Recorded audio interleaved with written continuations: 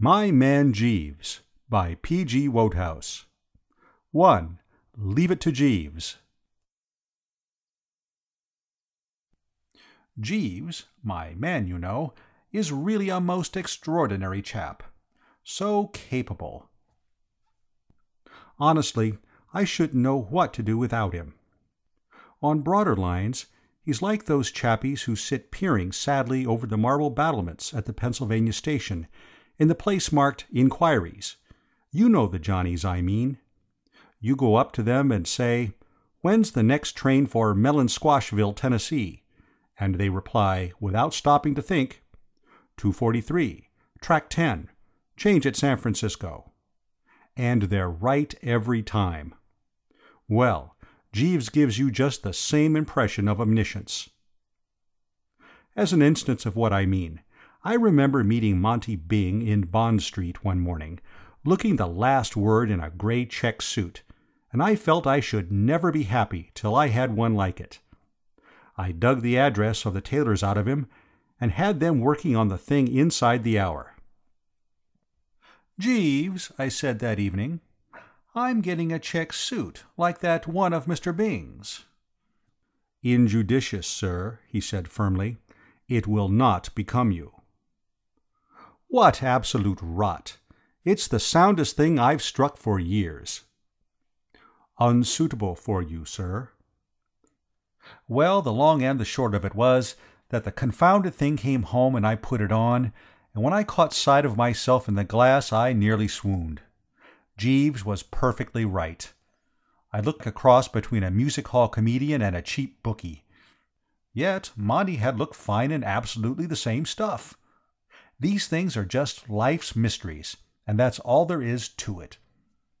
But it isn't only that Jeeves' judgment about clothes is infallible, though, of course, that's really the main thing. The man knows everything. There was the matter of that tip on the Lincolnshire. I forgot now how I got it, but it had the aspect of being the real red-hot Tabasco.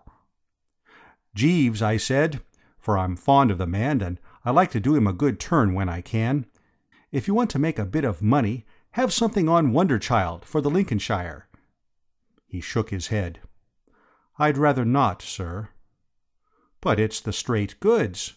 I'm going to put my shirt on him." "I do not recommend it, sir. The animal is not intended to win. Second place is what the stable is after." Perfect piffle, I thought, of course. How the deuce could Jeeves know anything about it? Still, you know what happened. Wonderchild led till he was breathing on the wire, and then Banana Fritter came along and nosed him out. I went straight home and rang for Jeeves. After this, I said, "Not another step for me without your advice. From now on, consider yourself the brains of the establishment." "Very good, sir. I shall endeavor to give satisfaction." And he has, by Jove. I'm a bit short on brain myself. The old bean would appear to have been constructed more for ornament than for use, don't you know? But give me 5 minutes to talk the thing over with Jeeves, and I'm game to advise anyone about anything. And that's why, when Bruce Corcoran came to me with his troubles, my first act was to ring the bell and put it up to the lad with the bulging forehead. "Leave it to Jeeves," I said. I first got to know Corky when I came to New York. He was a pal of my cousin Gussie, who is in with a lot of people down Washington Square way. I don't know if I ever told you about it, but the reason why I left England was because I was sent over by my Aunt Agatha to try and stop young Gussie marrying a girl on the vaudeville stage, and I got the whole thing so mixed up that I decided that it would be a sound scheme for me to stop on in America for a bit instead of going back and having long cozy chats about the thing with Aunt. So I sent Jeeves out to find a decent apartment, and settled down for a bit of exile. I'm bound to say that New York's a topping place to be exiled in. Everybody was awfully good to me, and there seemed to be plenty of things going on, and I'm a wealthy bird, so everything was fine. Chappies introduced me to other chappies, and so on and so forth, and it wasn't long before I knew squads of the right sort, some who rolled in dollars in houses up by the park, and others who lived with the gas turned down, mostly around Washington Square. Artists and writers and so forth. Brainy coves. Corky was one of the artists. A portrait painter, he called himself, but he hadn't painted any portraits. He was sitting on the sidelines with a blanket over his shoulders, waiting for a chance to get in the game. You see, the catch about portrait painting, I've looked into the thing a bit, is that you can't start painting portraits till people come along and ask you to, and they won't come and ask you until you've painted a lot first. This makes it kind of difficult for a chappie. Corky managed to get along by drawing an occasional picture for the comic papers. He had a rather gift for the funny stuff when he got a good idea, and doing bedsteads and chairs and things for the advertisements. His principal source of income, however, was derived from biting the ear of a rich uncle, one Alexander Warple, who was in the jute business. I'm a bit foggy as to what jute is, but it's apparently something the populace is pretty keen on, for Mr. Warple had made quite an indecently large stack out of it. Now, a great many fellows think that having a rich uncle is a pretty soft snap, but, according to Corky, such is not the case. Corky's uncle was a robust sort of cove who looked like living forever. He was 51, but it seemed as if he might go to par. It was not this, however, that distressed poor old Corky, for he was not bigoted, and had no objection to the man going on living. What Corky kicked at was the way the above Warple used to harry him. Corky's uncle, you see, didn't want him to be an artist. He didn't think he had any talent in that direction. He was always urging him to chuck art and go into the jute business, and start at the bottom and work his way up. Jute had apparently become a sort of obsession with him. He seemed to attach an almost spiritual importance to it. And what Corky said was that, while he didn't know what they did at the bottom of the jute business, instinct told him it was something too beastly for words. Corky, moreover, believed in his future as an artist. Some day, he said, he was going to make a hit. Meanwhile, by using the utmost tact and persuasiveness, he was inducing his uncle to cough up very grudgingly a small quarterly allowance. He wouldn't have gotten this if his uncle hadn't had a hobby. Mr. Warple was peculiar in this respect. As a rule, from what I've observed, the American captain of industry doesn't do anything out of business hours. When he has put the cat out and locked up the office for the night, he just relapses into a state of coma from which he emerges only to start being a captain of industry again. But Mr. Warple in his spare time was what is known as an ornithologist. He had written a book called American Birds, and was writing another, to be called More American Birds. When he'd finished that, the presumption was that he would begin a third, and keep on till the supply of American birds gave out. Corky used to go to him about once every 3 months, and let him talk about American birds. Apparently, you could do what you liked with old Warple if you gave him his head first on his pet subject, so these little chats used to make Corky's allowance all right for the time being. But it was pretty rotten for the poor chap. There was the frightful suspense, you see, and, apart from that, birds, except when broiled and in the society of a cold bottle, bored him stiff. To complete the character study of Mr. Warple, he was a man of extremely uncertain temper, and his general tendency was to think that Corky was a poor chump, and that whatever step he took in any direction on his own account was just another proof of his innate idiocy. I should imagine Jeeves feels very much the same about me. So when Corky trickled into my apartment one afternoon, shooing in a girl in front of him, and said, "Bertie, I want you to meet my fiancée, Miss Singer," the aspect of the matter which hit me first was precisely the one which he had come to consult me about. The very first words I spoke were, "Corky, what about your uncle?" The poor chap gave one of those mirthless laughs. He was looking anxious and worried, like a man who has done the murder all right, but can't think what the deuce to do with the body. "We're so scared, Mr. Wooster," said the girl. "We were hoping that you might suggest a way of breaking it to him."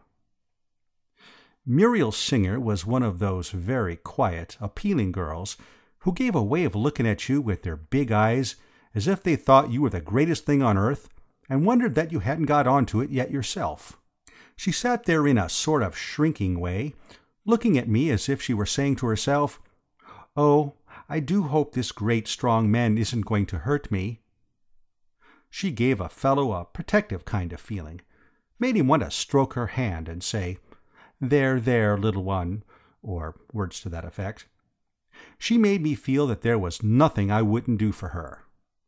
She was rather like one of those innocent-tasting American drinks, which creep imperceptibly into your system so that, before you know what you're doing, you're starting out to reform the world by force if necessary, and pausing on your way to tell the large man in the corner that, if he looks at you like that, you will knock his head off. What I mean is, she made me feel alert and dashing, like a jolly old knight-errant or something of that kind. I felt that I was with her in this thing to the limit. "I don't see why your uncle shouldn't be most awfully bucked," I said to Corky. "He will think Miss Singer is the ideal wife for you." Corky declined to cheer up. "You don't know him. Even if he did like Muriel, he wouldn't admit it. That's the sort of pig-headed guy he is. It would be a matter of principle with him to kick. All he would consider would be that I had gone and taken an important step without asking his advice, and he would raise Cain automatically. He's always done it." I strained the old bean to meet this emergency.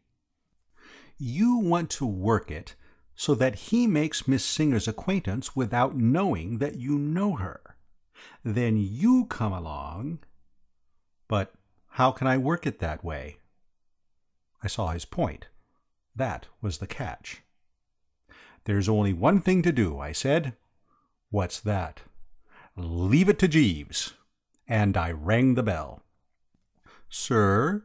said Jeeves, kind of manifesting himself. One of the rummy things about Jeeves is that, unless you watch like a hawk, you very seldom see him come into a room. He's like one of those weird chappies in India who dissolve themselves into thin air and nip through space in a sort of disembodied way and assemble the parts again just where they want them. I've got a cousin who's what they call a theosophist, and he says he's often nearly worked the thing himself, but couldn't quite bring it off, probably owing to having fed in his boyhood on the flesh of animals slain in anger, and pie. The moment I saw the man standing there, registering respectful attention, a weight seemed to roll off my mind. I felt like a lost child who spots his father in the offing. There was something about him that gave me confidence. Jeeves is a tallish man, with one of those dark, shrewd faces. His eye gleams with the light of pure intelligence. "Jeeves, we want your advice." "Very good, sir." I boiled down Corky's painful case into a few well-chosen words. "So you see what it amount to, Jeeves. We want you to suggest some way by which Mr. Worple can make Miss Singer's acquaintance without getting on to the fact that Mr. Corcoran already knows her. Understand?" "Perfectly, sir." "Well, try to think of something." "I have thought of something already, sir." "You have? The scheme I would suggest cannot fail of success, but it has what may seem to you a drawback, sir, in that it requires a certain financial outlay." "He means," I translated to Corky, "that he has got a pippin of an idea, but it's going to cost a bit." Naturally, the poor chap's face dropped, for this seemed to dish the whole thing. But I was still under the influence of the girl's melting gaze, and I saw that this was where I started in as knight-errant. "You can count on me for all that sort of thing, Corky," I said. "Only too glad. Carry on, Jeeves." "I would suggest, sir, that Mr. Corcoran take advantage of Mr. Worple's attachment to ornithology." "How on earth did you know that he was fond of birds?"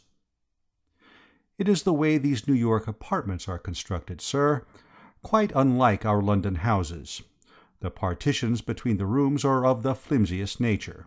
With no wish to overhear, I have sometimes heard Mr. Corcoran expressing himself with a generous strength on the subject I have mentioned." "Oh, well?" Why should not the young lady write a small volume, to be entitled, let us say, The Children's Book of American Birds, and dedicate it to Mr. Worple? A limited edition could be published at your expense, sir, and a great deal of the book would, of course, be given over to eulogistic remarks concerning Mr. Worple's own larger treatise on the same subject. I should recommend the dispatching of a presentation copy to Mr. Worple immediately on publication, accompanied by a letter in which the young lady asks to be allowed to make the acquaintance of one to whom she owes so much. This would, I fancy, produce the desired result, but, as I say, the expense involved would be considerable. I felt like the proprietor of a performing dog on the vaudeville stage, when the tyke has just pulled off his trick without a hitch. I had betted on Jeeves all along, and I had known that he wouldn't let me down. It beats me sometimes why a man with his genius is satisfied to hang around pressing my clothes and what not. If I had half Jeeves' brain, I should have a stab at being Prime Minister or something. "Jeeves," I said, "that is absolutely ripping. One of your very best efforts." "Thank you, sir." The girl made an objection. "But I'm sure I couldn't write a book about anything. I can't even write good letters." "Muriel's talents," said Corky, with a little cough, "lie more in the direction of the drama, Bertie. I didn't mention it before, but one of our reasons for being a trifle nervous as to how Uncle Alexander will receive the news is that Muriel is in the chorus of that show, Choose Your Exit, at the Manhattan. It's absurdly unreasonable, but we both feel that that fact might increase Uncle Alexander's natural tendency to kick like a steer." I saw what he meant. Goodness knows there was fuss enough in our family when I tried to marry into musical comedy a few years ago, and the recollection of my Aunt Agatha's attitude in the matter of Gussie and the vaudeville girl was still fresh in my mind. I didn't know why it is. One of these psychology sharps could explain it, I suppose, but uncles and aunts, as a class, are always dead against the drama, legitimate or otherwise. They don't seem able to stick it at any price. But Jeeves had a solution, of course. "I fancy it would be a simple matter, sir, to find some impecunious author who would be glad to do the actual composition of the volume for a small fee. It is only necessary that the young lady's name should appear on the title page." "That's true," said Corky. "Sam Patterson would do it for $100. He writes a novelette, 3 short stories, and 10,000 words of a serial for one of those all-fiction magazines under different names every month. A little thing like this would be nothing to him. I'll get after him right away." "Fine." "Will that be all, sir?" said Jeeves. "Very good, sir. Thank you, sir." I always used to think that publishers had to be devilish intelligent fellows, loaded down with the grey matter, but I've got their number now. All a publisher has to do is write checks at intervals, while a lot of deserving and industrious chappies rally round and do the real work. I know, because I've been one myself. I simply sat tight in the old apartment with a fountain pen, and in due season a topping shiny book came along. I happened to be down at Corky's place when the first copies of The Children's Book of American Birds bobbed up. Muriel Singer was there, and we were talking of things in general when there was a bang at the door and the parcel was delivered. It was certainly some book. It had a red cover with a fowl of some species on it, and underneath the girl's name in gold letters. I opened a copy at random. "Often of a spring morning," it said at the top of page 21, "as you wander through the fields, you will hear the sweet-toned, carelessly flowing warble of the purple finch linnet. When you are older, you must read all about him in Mr. Alexander Worple's wonderful book, American Birds." You see, a boost for the uncle right away. And only a few pages later there he was in the limelight again in connection with the yellow-billed cuckoo. It was great stuff. The more I read, the more I admired the chap who had written it, and Jeeves' genius in putting us on to the wheeze. I didn't see how the uncle could fail to drop. You can't call a chap the world's greatest authority on the yellow-billed cuckoo without rousing a certain disposition towards chumminess in him. "It's a cert," I said. "An absolute cinch," said Corky. And a day or two later he meandered up the avenue to my apartment to tell me that all was well. The uncle had written Muriel a letter so dripping with the milk of human kindness that if he hadn't known Mr. Warple's handwriting, Corky would have refused to believe him the author of it. Any time it suited Miss Singer to call, said the uncle, he would be delighted to make her acquaintance. Shortly after this I had to go out of town.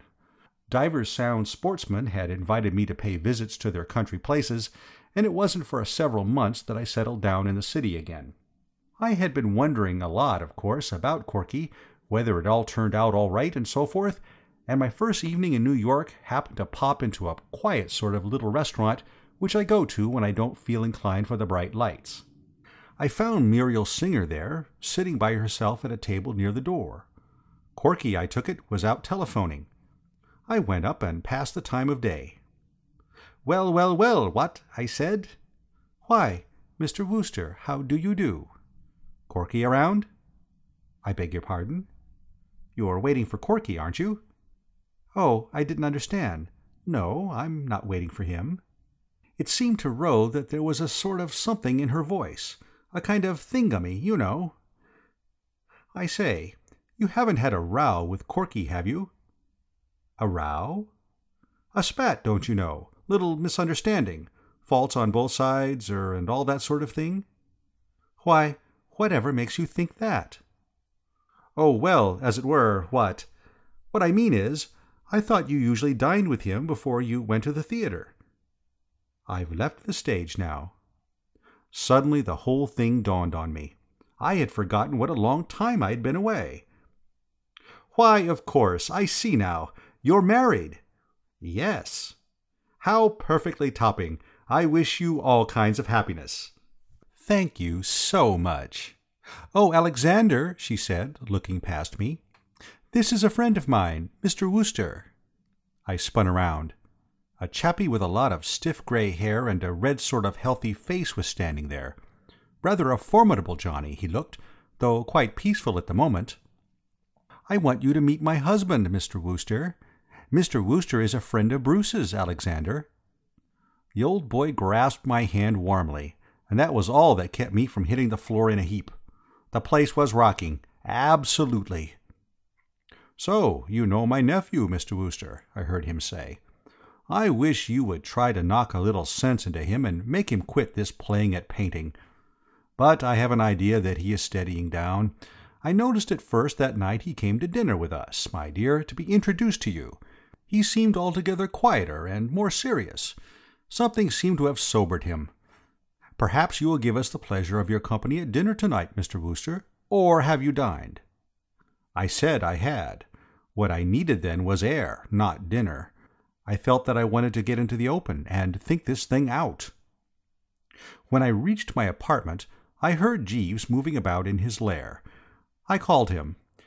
"Jeeves," I said, "now is the time for all good men to come to the aid of the party. A stiff B&S, first of all, and then I've got a bit of news for you." He came back with a tray and a long glass. "Better have one yourself, Jeeves. You'll need it." "Later on, perhaps. Thank you, sir." "All right, please yourself. But you're going to get a shock. You remember my friend, Mr. Corcoran?" "Yes, sir." "And the girl who is to slide gracefully into his uncle's esteem by writing the book on birds?" "Perfectly, sir." "Well, she's slid. She's married the uncle." He took it without blinking. "You can't rattle Jeeves." "That was always a development to be feared, sir." "You don't mean to tell me you were expecting it?" "It crossed my mind as a possibility." "Did it, by Jove? Well, I think you might have warned us." "I hardly liked to take the liberty, sir." Of course, as I saw after I had had a bite to eat and was in a calmer frame of mind, what had happened wasn't my fault, if it came down to it. I couldn't be expected to foresee that the scheme, in itself a crackerjack, would skid into the ditch as it had done. But all the same, I'm bound to admit that I didn't relish the idea of meeting Corky again until Time, the great healer, had been able to get in a bit of soothing work. I cut Washington Square out absolutely for the next few months. I gave it the complete mise en bloc.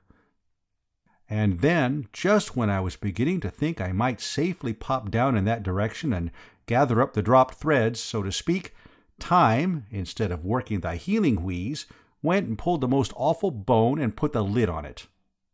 Opening the paper one morning, I read that Mrs. Alexander Warple had presented her husband with a son and heir. I was so darned sorry for poor old Corky that I hadn't the heart to touch my breakfast. I told Jeeves to drink it himself. I was bowled over. Absolutely. It was the limit. I hardly knew what to do. I wanted, of course, to rush down to Washington Square and grip the poor blighter silently by the hand, and then, thinking it over, I hadn't the nerve. Absent treatment seemed the touch. I gave it to him in waves. But after a month or so, I began to hesitate again. It struck me that it was playing it a bit low down on the poor chap, avoiding him like this just when he probably wanted his pals to surge around him most. I pictured him sitting in his lonely studio with no company but his bitter thoughts, and the pathos of it got to me to such an extent that I bounded straight into a taxi and told the driver to go all out for the studio. I rushed in, and there was Corky, hunched up at the easel, painting away, while on the model throne sat a severe-looking woman of middle age holding a baby. A fellow has to be ready for that sort of thing. "Oh, I said, and started to back out. Corky looked over his shoulder. "Hallo, Bertie. Don't go. We're just finishing for the day. That will be all this afternoon," he said to the nurse, who got up with the baby and decanted it into a perambulator which was standing in the fairway. "At the same time tomorrow, Mr. Corcoran?" "Yes, please." "Good afternoon." "Good afternoon." Corky stood there, looking at the door, and then he turned to me and began to get it off his chest. Fortunately, he seemed to take it for granted that I knew all about what had happened, so it wasn't as awkward as it might have been. "It's my uncle's idea," he said. "Muriel doesn't know about it yet. The portrait's to be a surprise for her birthday party. The nurse takes the kid out ostensibly to get a breather, and they beat it down here. If you want to get an instance of the irony of fate, Bertie, get acquainted with this. Here's the first commission I have ever had to paint a portrait, and the sitter is that human poached egg that has butted in and bounced me out of my inheritance. Can you beat it? I call it rubbing the thing in to expect me to spend my afternoons gazing into the ugly face of that little brat, who to all intents and purposes has hit me behind the ear with a blackjack and swiped all I possess. I can't refuse to paint the portrait, because if I did, my uncle would stop my allowance. Yet, every time I look up and catch that kid's vacant eye, I suffer agonies. I tell you, Bertie, sometimes when he gives me a patronizing glance and then turns away and is sick, as if it revolted him to look at me, I come within an ace of occupying the entire front page of the evening papers as the latest murder sensation. There are moments when I can almost see the headlines. "Promising young artist beans baby with axe." I patted his shoulder silently. My sympathy for the poor old scout was too deep for words. I kept away from the studio for some time after that, because it didn't seem right to me to intrude on the poor chappie's sorrow. Besides, I'm bound to say that nurse intimidated me. She reminded me so infernally of Aunt Agatha. She was the same gimlet-eyed type. But one afternoon Corky called me on the phone. "Bertie." "Hello?" "Are you doing anything this afternoon?" "Nothing special." "You couldn't come down here, could you?" "What's the trouble? Anything up?" "I've finished the portrait." "Good boy. Stout work." "Yes." His voice sounded rather doubtful. "The fact is, Bertie, it doesn't look quite right to me. There's something about it. My uncle's coming in half an hour to inspect it, and I don't know why it is, but I kind of feel I'd like your moral support." I began to see that I was letting myself in for something. The sympathetic cooperation of Jeeves seemed to me to be indicated. "You think you'll cut up rough?" "He may." I threw my mind back to the red-faced chappie I'd met at the restaurant, and tried to picture him cutting up rough. It was only too easy. I spoke to Corky firmly on the telephone. "I'll come," I said. "Good. But only if I may bring Jeeves." "Why Jeeves? What's Jeeves got to do with it? Who wants Jeeves? Jeeves is the fool who suggested the scheme that is led. Listen, Corky, old top. If you think I'm going to face that uncle of yours without Jeeves' support, you're mistaken. I'd sooner go into a den of wild beasts and bite a lion on the back of the neck." "Oh, all right," said Corky. Not cordially, but he said it, so I rang for Jeeves and explained the situation. "Very good, sir," said Jeeves. That's the sort of chap he is. You can't rattle him. We found Corky near the door looking at the picture, with one hand up in a defensive sort of way, as if he thought it might swing on him. "Stand right where you are, Bertie," he said without moving. "Now, tell me honestly, how does it strike you?" The light from the big window fell right on the picture. I took a good look at it. Then I shifted a bit nearer and took another look. Then I went back to where I'd been at first, because it hadn't seemed quite so bad from there. "Well," said Corky anxiously. I hesitated a bit. "Of course, old man, I only saw the kid once, and then only for a moment, but it was an ugly sort of kid, wasn't it, if I remember rightly?" "As ugly as that?" I looked again, and honesty compelled me to be frank. "I don't see how it could have been, old chap." Poor old Corky ran his fingers through his hair in a temperamental sort of way. He groaned. "You're right, Bertie. Something's gone wrong with the darn thing. My private impression is that, without knowing it, I've worked that stunt that Sargent and those fellows pull, painting the soul of the sitter. I've got through the mere outward appearance, and I've put the child's soul on canvas." "But could a child of that age have a soul like that? I don't see how he could have managed it in the time. What do you think, Jeeves?" "I doubt it, sir." It sort of leers at you, doesn't it?" "You've noticed that too," said Corky. "I don't see how one could help noticing. All I tried to do was give the little brute a cheerful expression, but as it turned out, he looks positively dissipated." "Just what I was going to suggest, old man. He looks as if he were in the middle of a colossal spree, and enjoying every minute of it. Don't you think so, Jeeves?" "He has a decidedly inebriated air, sir." Corky was starting to say something when the door opened, and the uncle came in. For about 3 seconds all was joy, jollity, and goodwill. The old boy shook hands with me, slapped Corky on the back, said that he didn't think he had ever seen such a fine day, and whacked his leg with his stick. Jeeves had projected himself into the background, and he didn't notice him. "Well, Bruce, my boy, so the portrait is finally finished, is it? Really finished? Well, bring it out. Let's have a look at it. This will be a wonderful surprise for your aunt. Well, where is it? Let's—" And then he got it. Suddenly, when he wasn't set for the punch, and he rocked back on his heels. "Oosh!" he exclaimed. And for perhaps a minute there was one of the scaliest silences I have ever run up against.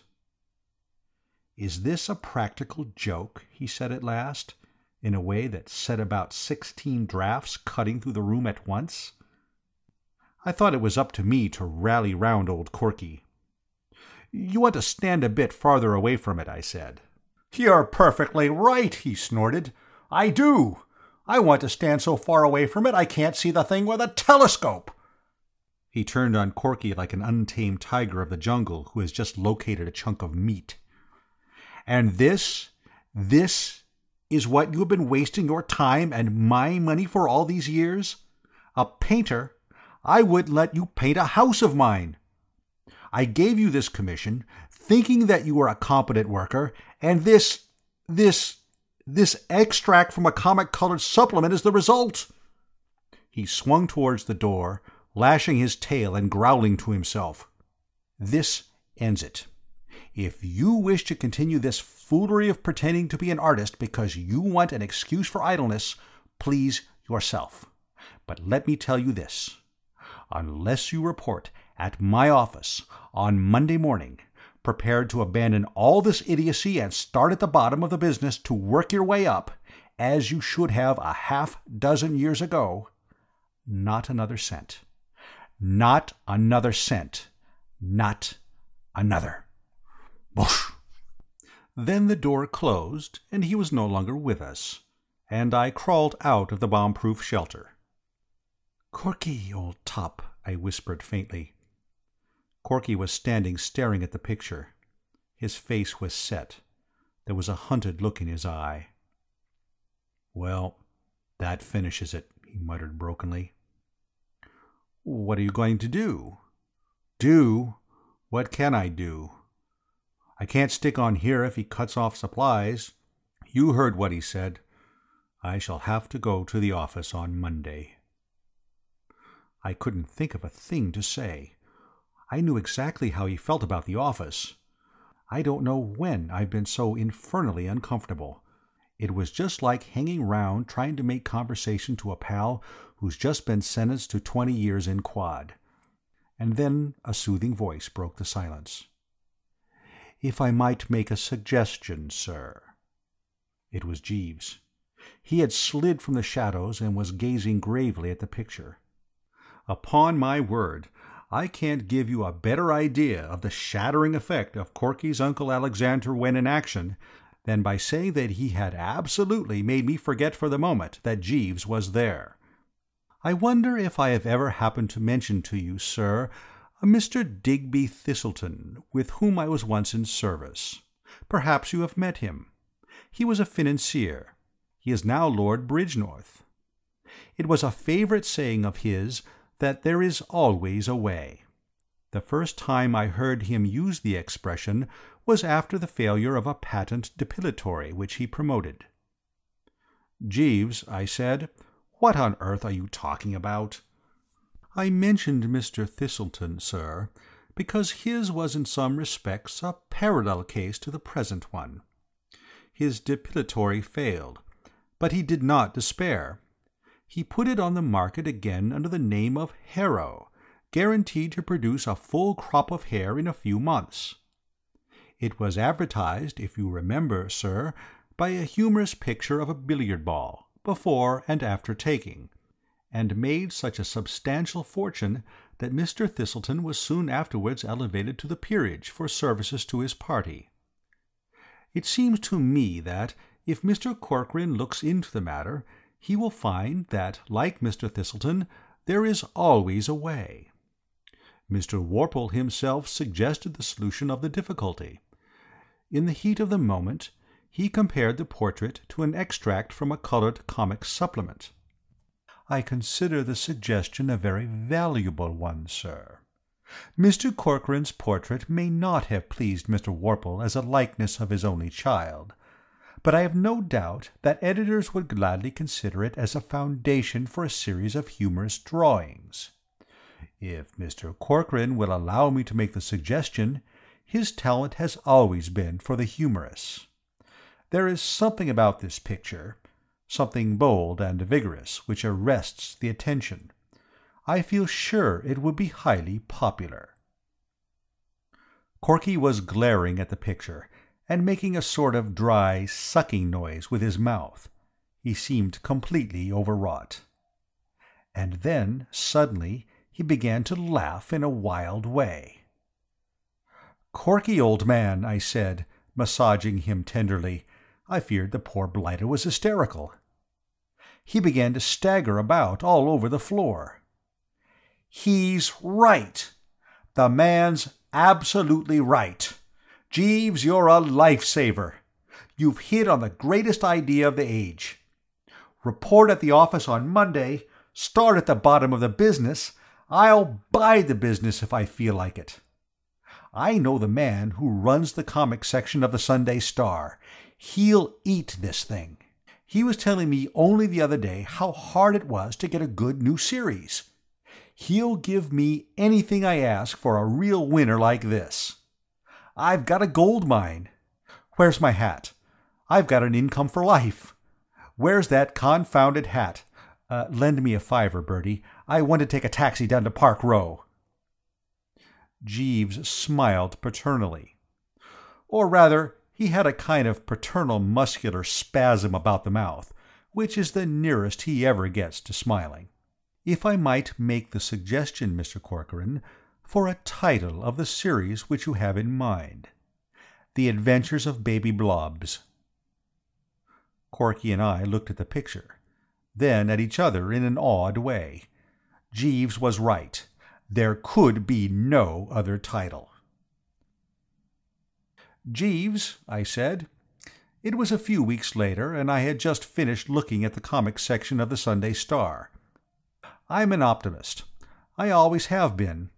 The older I get, the more I agree with Shakespeare and those poet-johnnies about it always being darkest before the dawn, and there's a silver lining, and what you lose on the swings you make up on the roundabouts. Look at Mr. Corcoran, for instance. There was a fellow, one would have said, clear up to the eyebrows in the soup. To all appearances, he had got it right in the neck. Yet, look at him now. Have you seen these pictures?" "I took the liberty of glancing at them before bringing them to you, sir. Extremely diverting." "They have made a big hit, you know." "I anticipated it, sir." I leaned back against the pillows. "You know, Jeeves, you're a genius. You ought to be drawing a commission on these things." "I have nothing to complain of in that respect, sir. Mr. Corcoran has been most generous. I am putting out the brown suit, sir." "No, I think I'll wear the blue with the faint red stripe." "Not the blue with the faint red stripe, sir." "But I rather fancy myself in it." "Not the blue with the faint red stripe, sir." "Oh, all right. Have it your own way." "Very good, sir. Thank you, sir." Of course, I know it's as bad as being henpecked, but then Jeeves is always right. You have to consider that, you know, what? End of Leave It to Jeeves. My Man Jeeves by P.G. Wodehouse. 2. Jeeves and the Unbidden Guest. I'm not absolutely certain of my facts, but I rather fancy it's Shakespeare, or if not, it's some equally brainy lad, who says that it's always just when a chappie is feeling particularly top-hole and more than usually braced with things in general that fate sneaks up behind him with a bit of lead piping. There's no doubt the man's right. It's absolutely that way with me. Take, for instance, the fairly rummy matter of Lady Malvern and her son Wilmot. A moment before they turned up, I was just thinking how thoroughly all right everything was. It was one of those topping mornings, and I had just climbed out from under the cold shower, feeling like a 2-year-old. As a matter of fact, I was especially bucked just then, because the day before I had asserted myself with Jeeves. Absolutely asserted myself, don't you know. You see, the way things have been going on, I was rapidly becoming a dashed serf. The man had jolly well oppressed me. I didn't so much mind when he made me give up one of my new suits, because Jeeves' judgment about suits is sound, but I as near as a toucher rebelled when he wouldn't let me wear a pair of cloth-topped boots, which I loved like a couple of brothers. And when he tried to tread on me like a worm in the matter of a hat, I jolly well put my foot down and showed him who was who. It's a long story, and I haven't time to tell you now, but the point is that he wanted me to wear the Longacre, as worn by John Drew, when I had set my heart on the Country Gentleman, as worn by another famous actor chappie. And the end of the matter was that, after a rather painful scene, I bought the Country Gentleman. So that's how things stood on this particular morning, and I was feeling kind of manly and independent. Well, I was in the bathroom, wondering what there was going to be for breakfast while I massaged the good old spine with a rough towel and sang slightly, when there was a tap at the door. I stopped singing and opened the door an inch. "What ho, without there?" "Lady Malvern wishes to see you, sir," said Jeeves. "Eh?" "Lady Malvern, sir. She is waiting in the sitting-room." "Pull yourself together, Jeeves, my man," I said, rather severely, for I bar practical jokes before breakfast. "You know perfectly well there is no one waiting for me in the sitting-room. How could there be when it's barely 10 o'clock yet?" "I gather from her ladyship, sir, that she had landed from an ocean liner at an early hour this morning." This made the thing a bit more plausible. I remembered that, when I had arrived in America about a year before, the proceedings had begun at some ghastly hour like 6, and that I had been shot out onto a foreign shore considerably before 8. "Who the deuce is Lady Malvern, Jeeves?" "Her ladyship did not confide in me, sir." "Is she alone?" "Her ladyship is accompanied by a Lord Pershore, sir. I fancy that his lordship would be her ladyship's son." "Oh, well, put out rich raiment of sorts, and I'll be dressing." "Our heather mixture lounge is in readiness, sir." "Then lead me to it." While I was dressing, I kept trying to think who on earth Lady Malvern could be. It wasn't until I had climbed through the top of my shirt and was reaching out for the studs that I remembered. "I've placed her, Jeeves. She's a pal of my Aunt Agatha." "Indeed, sir." "Yes. I met her at lunch one Sunday before I left London. A very vicious specimen. Writes books. She wrote a book on social conditions in India when she came back from the Durbar." "Yes, sir? Pardon me, sir, but not that tie." "Eh?" "Not that tie with the heather mixture lounge, sir." It was a shock to me. I thought I had quelled the fellow. It was rather a solemn moment. What I mean is, if I weakened now, all my good work the night before would be thrown away. I braced myself. "What's wrong with this tie? I've seen you give it a nasty look before. Speak out like a man. What's the matter with it?" "Too ornate, sir." "Nonsense. A cheerful pink, nothing more." "Unsuitable, sir." "Jeeves, this is the tie I wear." "Very good, sir." Dash it unpleasant. I could see that the man was wounded, but I was firm. I tied the tie, got into the coat and waistcoat, and went into the sitting-room. "Hello, hello, hello," I said. "What?"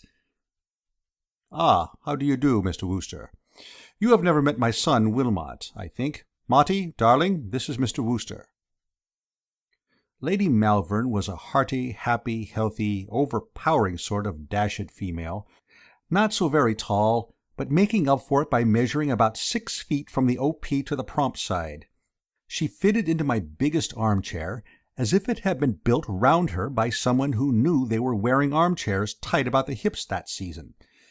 She had bright, bulging eyes and a lot of yellow hair, and when she spoke she showed about 57 front teeth. She was one of those women who kind of numb a fellow's faculties.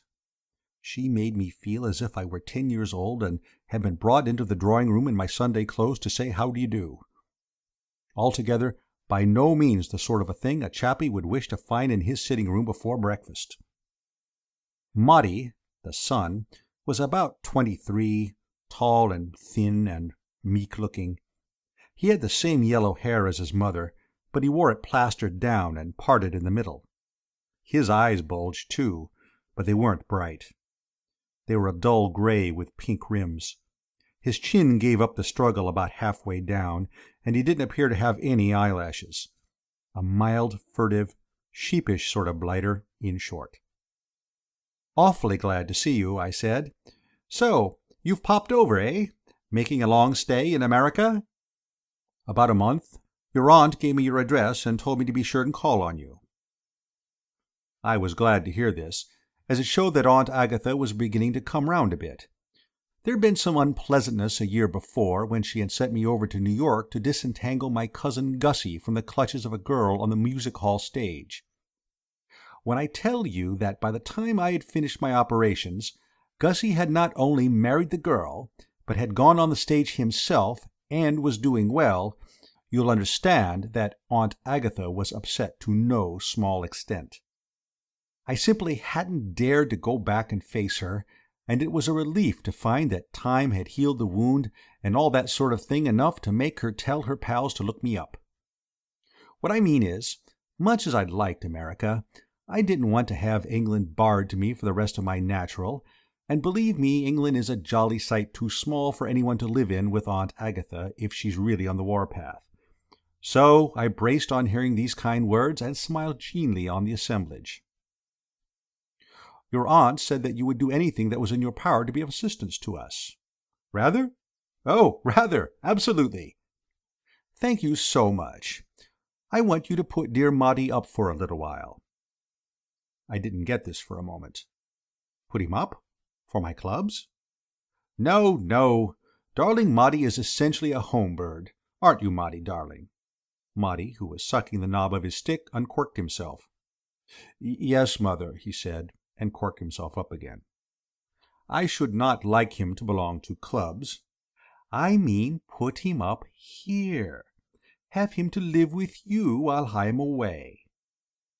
These frightful words trickled out of her like honey. The woman simply didn't seem to understand the ghastly nature of her proposal.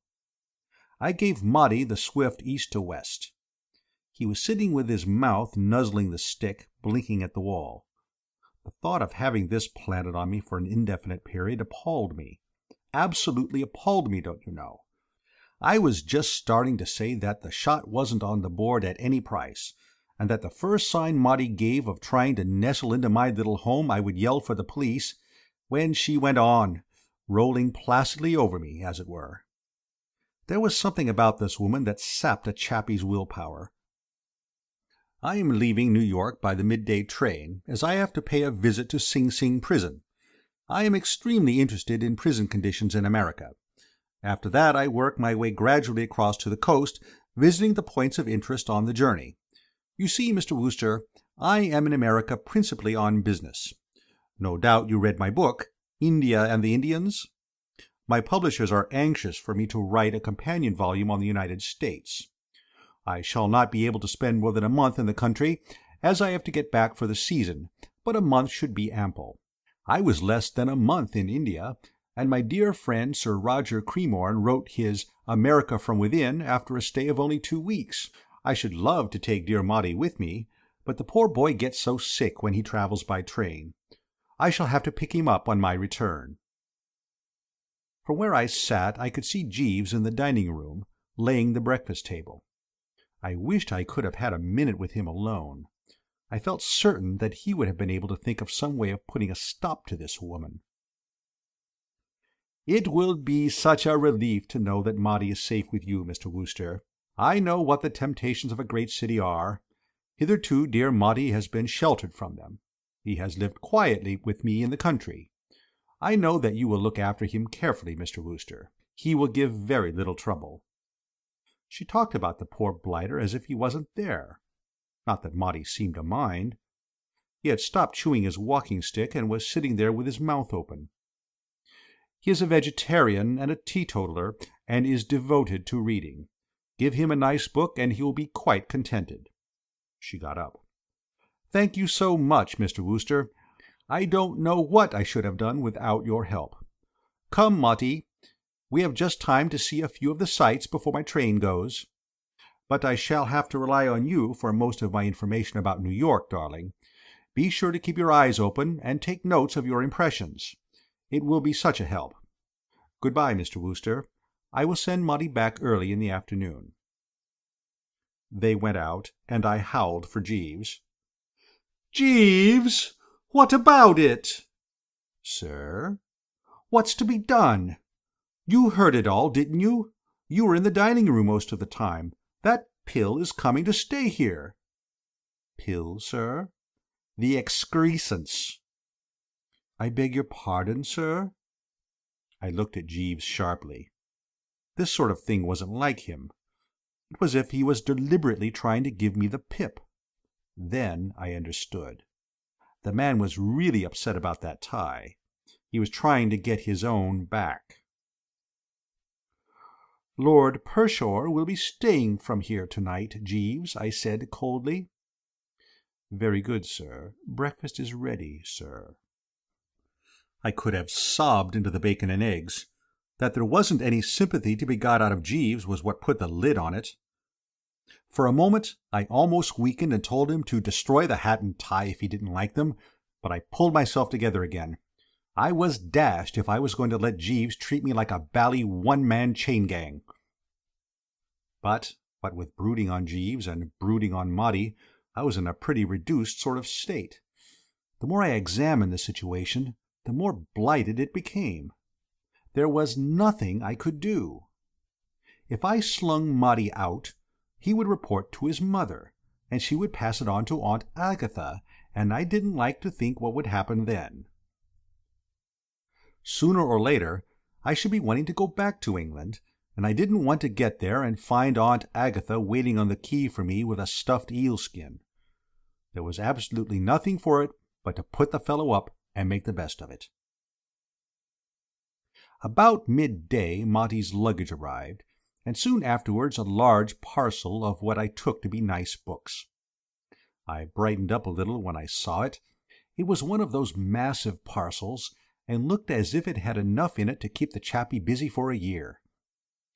I felt a trifle more cheerful, and I got my country gentleman hat and stuck it on my head, and gave the pink tie a twist, and reeled out to take a bite of lunch with one or two of the lads at a neighbouring hostelry, and what with excellent browsing and sluicing and cheery conversation and what-not, the afternoon passed quite happily.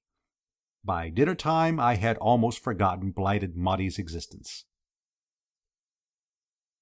I dined at the club and looked in at a show afterwards, and it wasn't till fairly late that I got back to the flat. There were no signs of Maudie, and I took it that he had gone to bed. It seemed rummy to me, though, that the parcel of nice books was still there with the string and paper on it. It looked as if Maudie, after seeing Mother off at the station, had decided to call it a day. Jeeves came in with the nightly whisky and soda. I could tell by the chappie's manner that he was still upset. "Lord Pershore gone to bed, Jeeves?" I asked, with reserved hauteur and what-not. "No, sir. His lordship has not yet returned." "Not returned? What do you mean?" "His lordship came in shortly after 6:30, and, having dressed, went out again." At this moment there was a noise outside the front door, a sort of scrabbling noise, as if somebody were trying to paw his way through the woodwork. Then a sort of thud.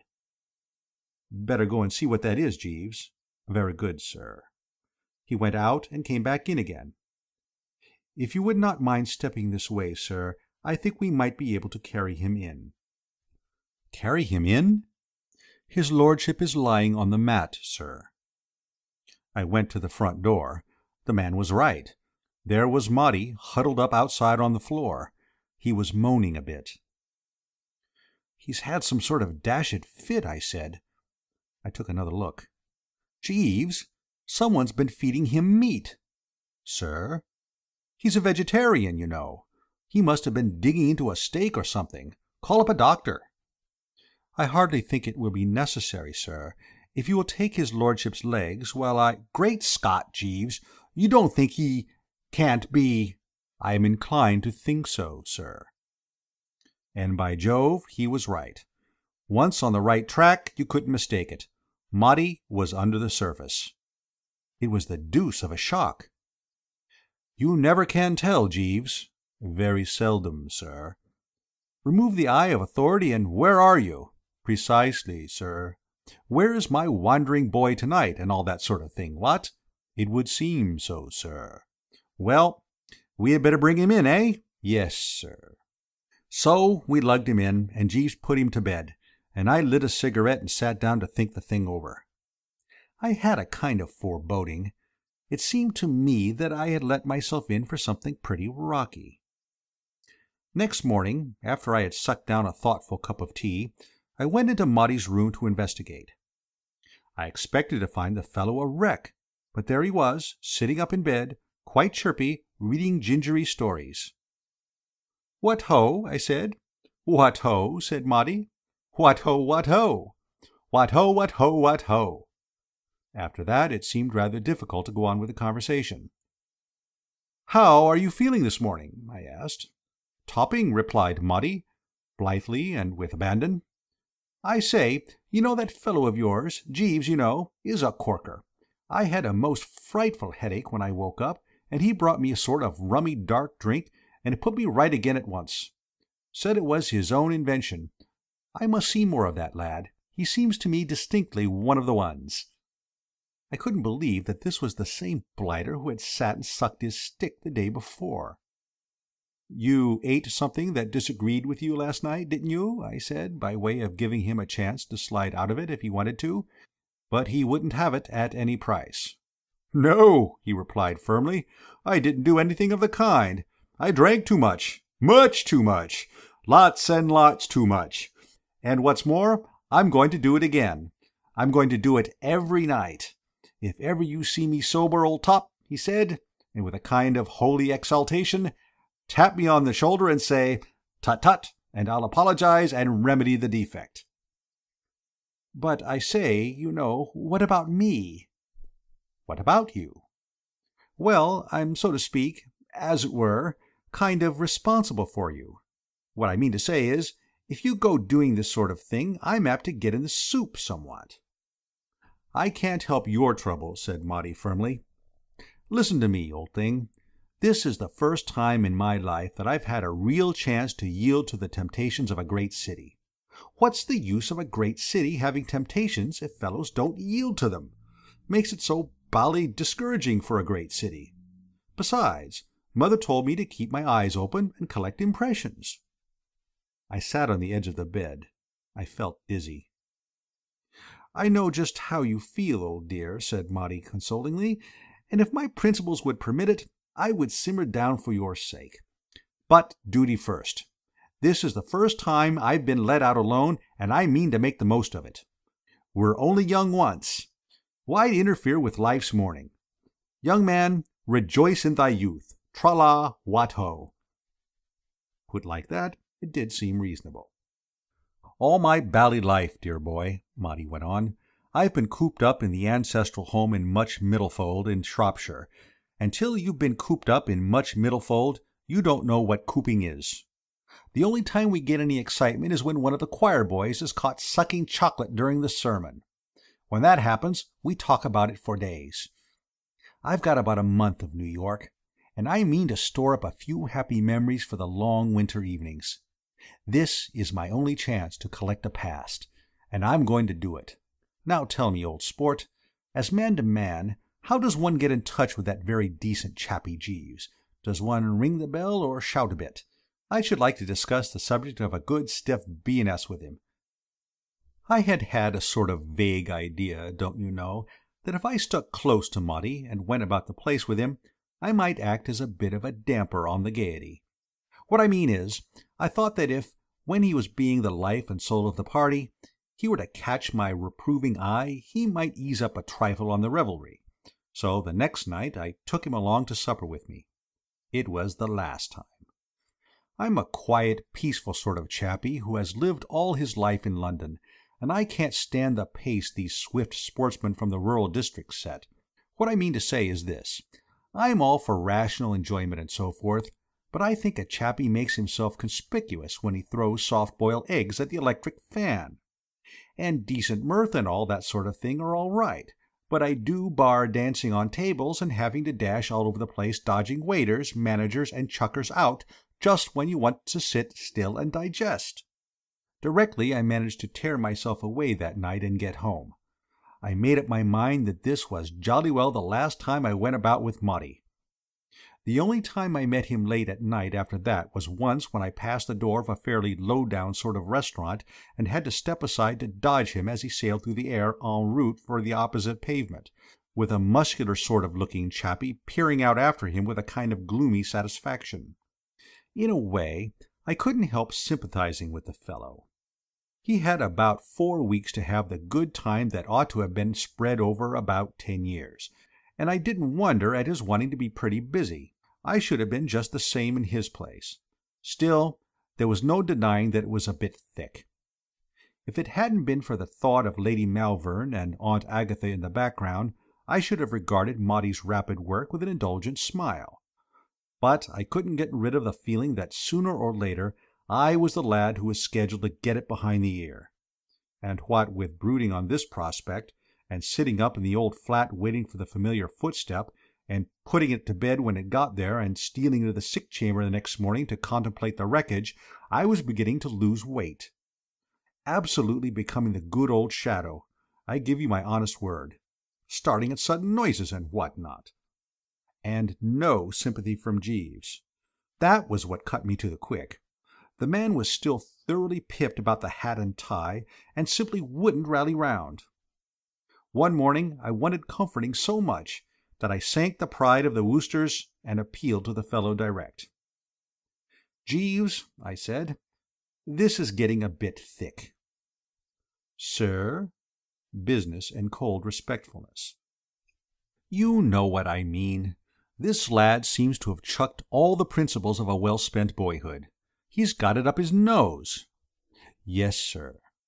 "Well, I shall get blamed, don't you know? You know what my Aunt Agatha is." "Yes, sir." "Very well, then." I waited a moment, but he wouldn't unbend. "Jeeves," I said, "haven't you any scheme up your sleeve for coping with this blighter?" "No, sir." And he shimmered off to his lair. Obstinate devil. So dashed absurd, don't you know. It wasn't as if there was anything wrong with that country gentleman hat. It was a remarkably priceless effort, and much admired by the lads. But just because he preferred the long acre, he left me flat. It was shortly after this that young Maudie got the idea of bringing pals back in the small hours to continue the gay revels in the home. This was where I began to crack under the strain. You see, the part of town where I was living wasn't the right place for that sort of thing.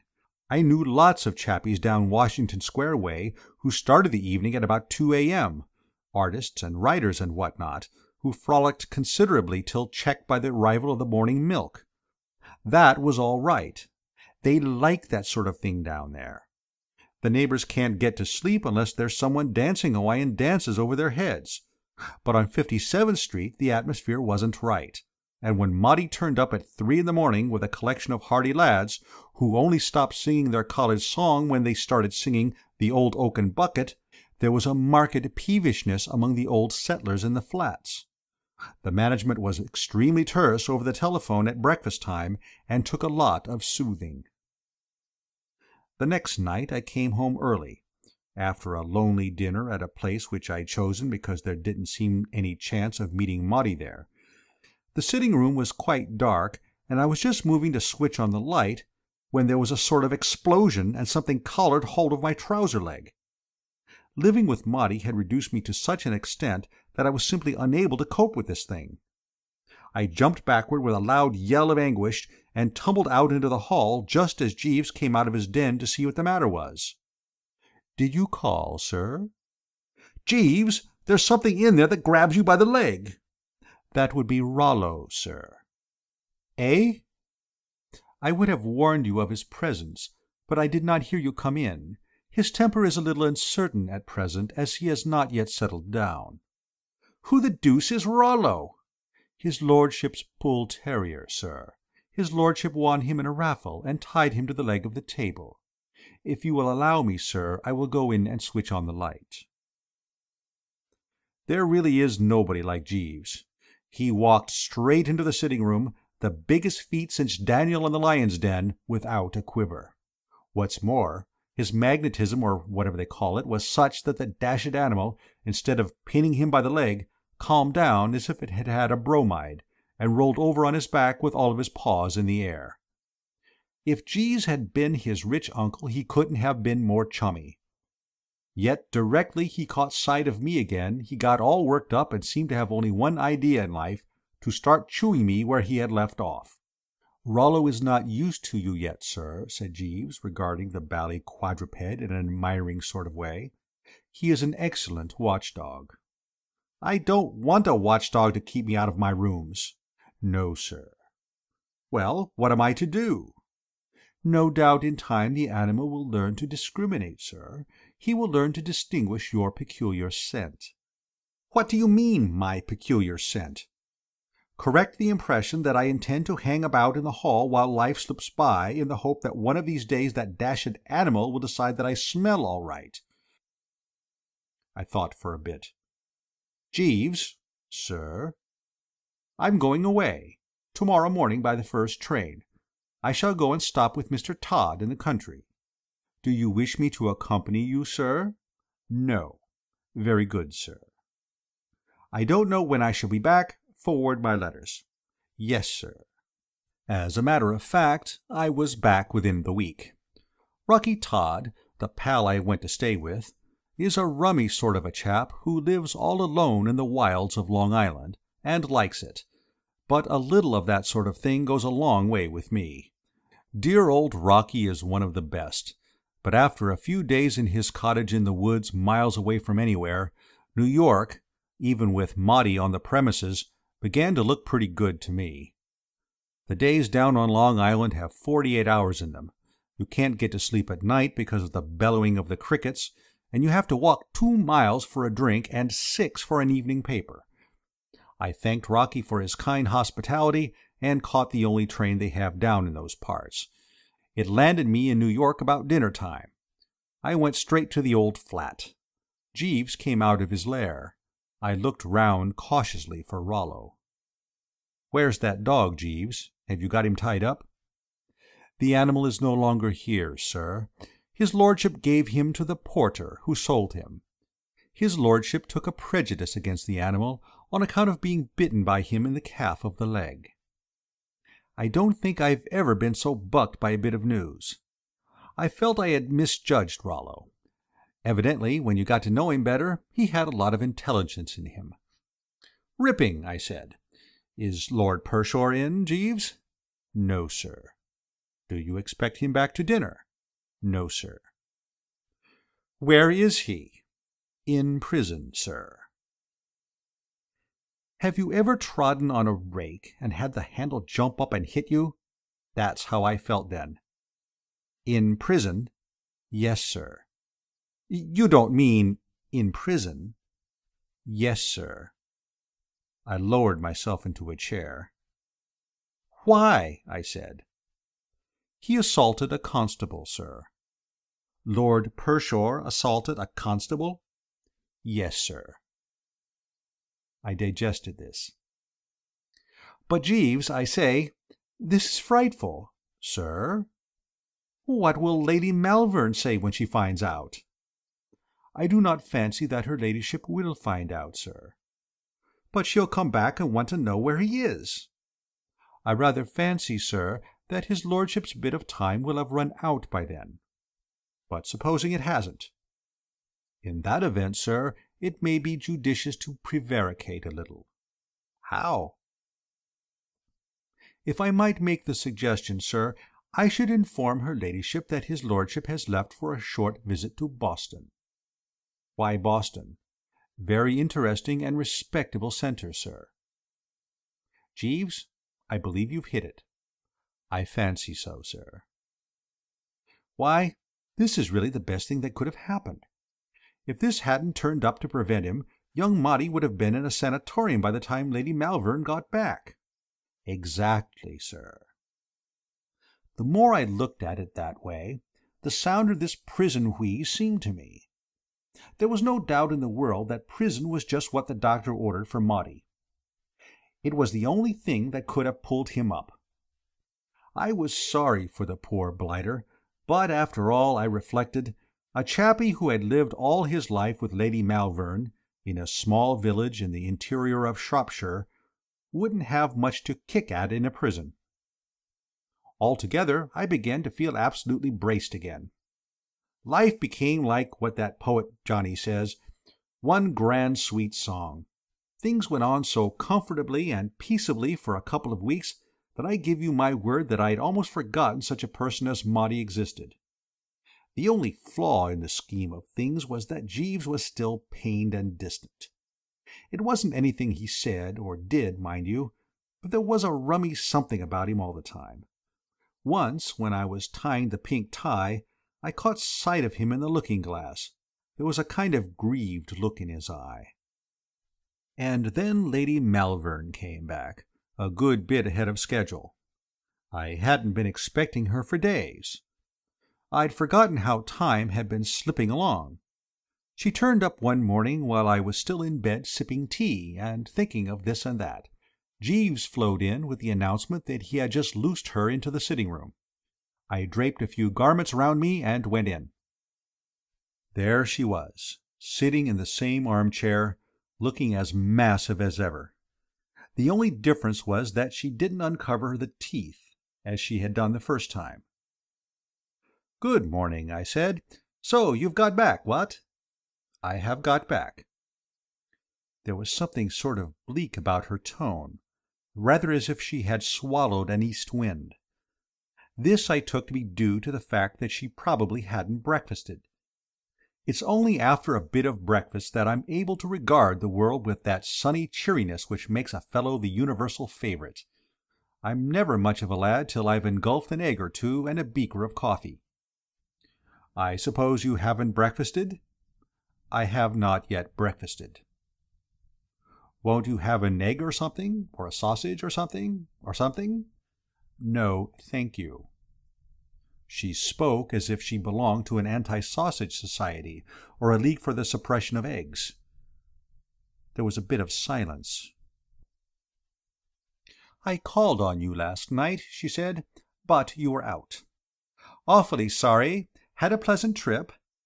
"Extremely, thank you." "See everything? Niagara Falls, Yellowstone Park, and the jolly old Grand Canyon, and what not?" "I saw a great deal." There was another slightly frappé silence. Jeeves floated silently into the dining-room and began to lay the breakfast table. "I hope Wilmot was not in your way, Mr. Wooster?" I had been wondering when she was going to mention Mutty. "Rather not. Great pals. Hit it off splendidly." "You were his constant companion, then?" "Absolutely. We were always together. Saw all the sights, don't you know. We'd take in the Museum of Art in the morning, and have a bit of lunch at some good vegetarian place, and then toddle along to a sacred concert in the afternoon, and home to an early dinner. We usually played dominoes after dinner, and then the early bed and the refreshing sleep. We had a great time. I was awfully sorry when he went away to Boston." "Oh, Wilmot is in Boston?" "Yes. I ought to have let you know, but of course we didn't know where you were. You were dodging all over the place like a snipe. I mean, don't you know, dodging all over the place, and we couldn't get at you. Yes, Maudie went off to Boston." "You're sure he went to Boston?" "Oh, absolutely." I called out to Jeeves, who was now messing about in the next room with forks and so forth. "Jeeves, Lord Pershore didn't change his mind about going to Boston, did he?" "No, sir." I thought I was right. Yes, Maudie went to Boston. "Then how do you account, Mr. Wooster, for the fact that when I went yesterday afternoon to Blackwell's Island Prison to secure material for my book, I saw poor, dear Wilmot there, dressed in a striped suit, seated beside a pile of stones with a hammer in his hands?" I tried to think of something to say, but nothing came. A chappie has to be a lot broader about the forehead than I am to handle a jolt like this. I strained the old bean till it creaked, but between the collar and the hair parting nothing stirred. I was dumb. Which was lucky, because I wouldn't have had a chance to get any persiflage out of my system. Lady Malvern collared the conversation. She had been bottling it up, and now it came out with a rush. "So this is how you have looked after my poor dear boy, Mr. Wooster. So this is how you have abused my trust. I left him in your charge, thinking that I could rely on you to shield him from evil. He came to you innocent, unversed in the ways of the world, confiding, unused to the temptations of a large city, and you led him astray." I hadn't any remarks to make. All I could think of was the picture of Aunt Agatha drinking all this in and reaching out to sharpen the hatchet against my return. "You deliberately—" Far away in the misty distance a soft voice spoke. "If I might explain, your ladyship." Jeeves had projected himself in from the dining-room and materialized on the rug. Lady Malvern tried to freeze him with a look, but you can't do that sort of thing to Jeeves. He is look-proof. "I fancy, your ladyship, that you have misunderstood Mr. Wooster, and that he may have given you the impression that he was in New York when his lordship was removed. When Mr. Wooster informed your ladyship that his lordship had gone to Boston, he was relying on the version I had given him of his lordship's movements. Mr. Wooster was away, visiting a friend in the country at the time, and knew nothing of the matter till your ladyship informed him." Lady Malvern gave a kind of grunt. It didn't rattle Jeeves. "I feared Mr. Wooster might be disturbed if he knew the truth, as he is so attached to his lordship, and has taken such pains to look after him. So I took the liberty of telling him that his lordship had gone away for a visit. It might have been hard for Mr. Wooster to believe that his lordship had gone to prison voluntarily, and from the best motives, but your ladyship, knowing him better, will readily understand." "What?" Lady Malvern goggled at him. "Did you say that Lord Pershore went to prison voluntarily?" "If I might explain, your ladyship, I think that your ladyship's parting words made a deep impression on his lordship. I have frequently heard him speak to Mr. Wooster of his desire to do something to follow your ladyship's instructions and collect material for your ladyship's book on America. Mr. Wooster will bear me out when I say that his lordship was frequently extremely depressed at the thought that he was doing so little to help." "Absolutely, by Jove, quite pipped about it," I said. "The idea of making a personal examination into the prison system of the country, from within, occurred to his lordship very suddenly one night. He embraced it eagerly. There was no restraining him." Lady Malvern looked at Jeeves, then at me, then at Jeeves again. I could see her struggling with the thing. "Surely, your ladyship," said Jeeves, "it is more reasonable to suppose that a gentleman of his lordship's character went to prison of his own volition than that he committed some breach of the law which necessitated his arrest?" Lady Malvern blinked. Then she got up. "Mr. Wooster," she said, "I apologize. I have done you an injustice. I should have known Wilmot better. I should have had more faith in his pure, fine spirit." "Absolutely," I said. "Your breakfast is ready, sir," said Jeeves. I sat down and dallied in a dazed sort of way with a poached egg. "Jeeves," I said, "you are certainly a life-saver." "Thank you, sir." Nothing would have convinced my Aunt Agatha that I hadn't lured that blighter into riotous living. "I fancy you are right, sir." I champed on my egg for a bit. I was most awfully moved, don't you know, by the way Jeeves had rallied round. Something seemed to tell me that this was an occasion that called for rich rewards. For a moment I hesitated. Then I made up my mind. "Jeeves?" "Sir?" "That pink tie?" "Yes, sir." "Burn it." "Thank you, sir." "And Jeeves?" "Yes, sir." "Take a taxi and get me that Longacre hat as worn by John Drew." "Thank you very much, sir." I felt most awfully braced.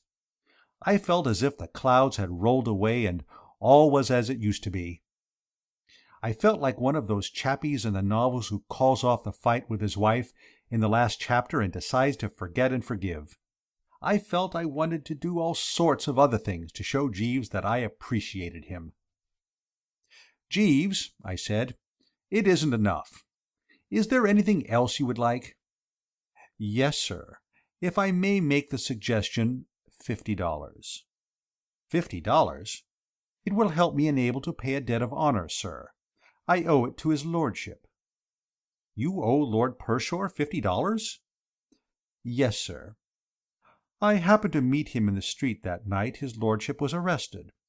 I had been thinking a good deal about the most suitable method of inducing him to abandon his mode of living, sir. His lordship was a little over-excited at the time, and I fancy that he mistook me for a friend of his. At any rate, when I took the liberty of wagering him $50 that he would not punch a passing policeman in the eye, he accepted the bet very cordially and won it. I produced my pocketbook and counted out 100. "Take this, Jeeves," I said.